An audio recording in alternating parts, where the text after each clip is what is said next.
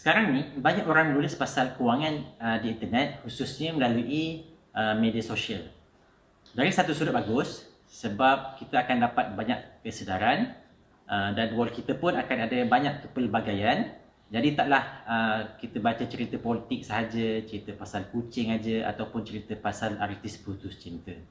Cuma biasalah benda macam ni akan ada orang yang ambil kesempatan untuk menawarkan pelaburan scam, pelaburan tipu ataupun pelaburan yang tidak berlesen.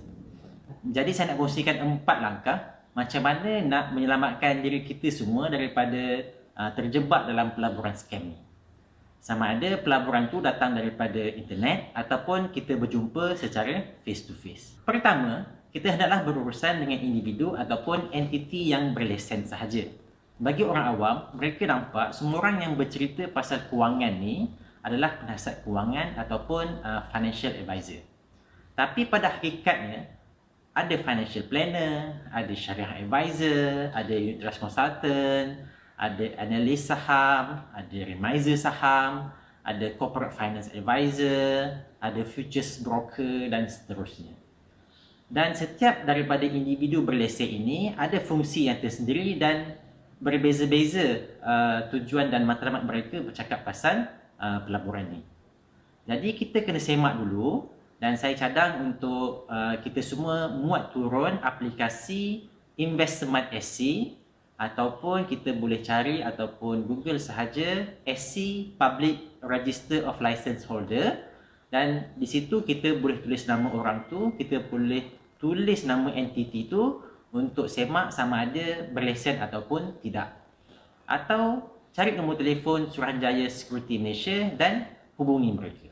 Kedua, pelaburan scam akan menjanjikan, saya ulang, janji, promise, untung besar, pelaburan tu takkan rugi dan dia akan paksa kita untuk join pelaburan tu sekarang juga kalau tak terlepas peluang.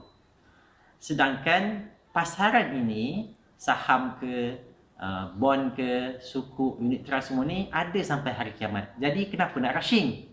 Pelaburan berlesen tak menjanjikan apa-apa untung. Jadi kalau ada mana-mana pihak, termasuklah individu berlesen ni yang buat macam tu, jadi kena berhati-hati. Maklumlah nak kejar sales punya pasal semua benda kita nak viralkan. Macam ni, ada individu berlesen ini KPI dia ialah sales. Jadi disebabkan oleh perkara itu, mereka terpaksa ataupun tertekan. Jadi menyebabkan menjanjikan bulan dan bintang. Situasi macam ni bukanlah scam, tapi lebih kepada misleading ataupun mis-selling.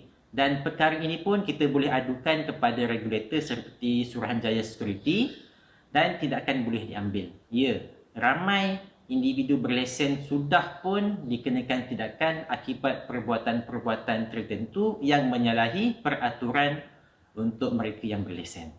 3. Due diligence yang seterusnya ialah kita perlu semak dokumen. Dalam dokumen-dokumen tu ada maklumat penting seperti nama entiti tersebut, nombor lesen dia, siapakah auditor dia, siapakah trustee dia, dan kadang-kadang ada disebut siapa lawyer dia. Dan untuk pelaburan yang patuh syariah akan disebut siapakah yang menjadi syariah advisor dia. Jadi bila pelaburan tadi sudah sah bukan scam ataupun memang sudah dipastikan berlesen, ini pun kita kena hati-hati, iaitu pastikan kita buat pembayaran modal ke dalam akaun entiti yang berlesen itu tadi dan bukannya ke dalam akaun mana-mana individu, walaupun individu tadi adalah mereka yang berlesen. Dan jangan sesekali bayar dalam bentuk wang tunai kepada mereka. Dan ini juga merupakan sejenis scam yang kita perlu ambil tahu. Bila dia mencadangkan, menceritakan pelaburan yang memang sah berlesen, tapi bila nak masuk duit, masuk dalam akaun personal. Yang keempat, mesti ada perjanjian bertulis dan kena berhati-hati dengan tawaran pelaburan secara lisan. Dan ingatlah sekarang ni zaman Instagram, zaman TikTok, zaman WhatsApp, ni bukan lagi zaman tok kaduk yang mana bila orang dulu beli tanah, orang yang jual pun kata, tu tanah kau tu sampai ke hujung sungai. Jangan buat macam tu lagi. Sekarang dah tak pakai lagi perjanjian lisan seperti itu. 5. Lepas dah melabur, kita patut dapat report ataupun laporan-laporan berkaitan yang mana menunjukkan kita memang sudah beli produk ataupun aset tersebut. Dari laporan tersebut, kita dapat tahu sama ada pelaburan kita tengah untung atau pelaburan kita tengah rugi. Sekarang, laporan pelaburan tu kita boleh akses secara online melalui portal-portal ataupun dihantar melalui email ataupun kita akan terima secara hard copy. Dan ingat, pelaburan berlesen bukannya pelaburan yang hanya goyang kaki dan tunggu duit masuk. Dan yang keenam, tadi rasa janji 4 je kan? Tak apalah. Semua maklumat pelaburan kita adalah sulit, confidential. Zaman sekarang ni jangan suka-suka tayang apa-apa pelaburan yang kita buat di laman sosial. Dan ingat, bila kita suka tayang-tayang ni, macam-macam hal boleh terjadi. Jadi, sila berhati-hati selepas membuat pelaburan. Jangan tunjuk kepada orang lain tanpa sebab yang munasabah.